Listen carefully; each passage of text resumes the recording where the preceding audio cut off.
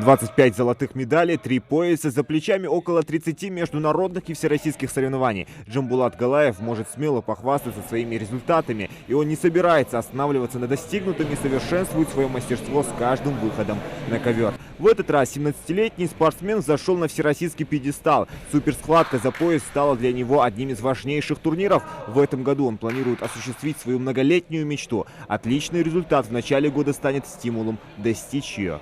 Я стремлюсь стать профессиональным бойцом уже в следующем году. И мы с тренером этому готовимся, трудимся, поищем. И, иншаллах, думаю, уже в следующем году мы станем профессиональным бойцом и будем ставить дальнейшие цели.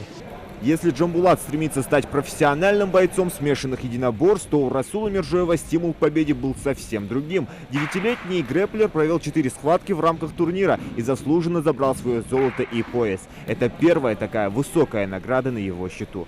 Пояс отдыхался. Пап Стефан, той Янсен, отдыхался.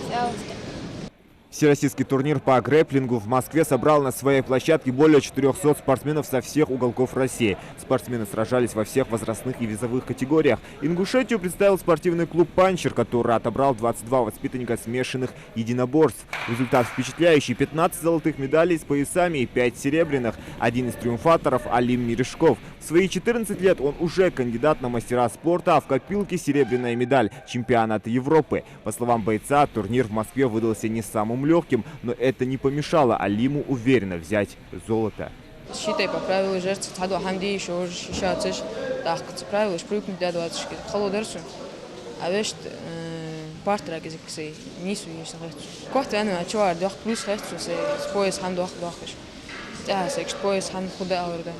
Такой успех, как делятся сами спортсмены, заслуга тренера Ислама Ахильгова, который не разделяет подопечных на сильных и слабых, возлагает надежды на каждого. В «Панчере» тренируются 80 спортсменов, и большая половина из них – неоднократные золотые призеры всероссийских и европейских турниров.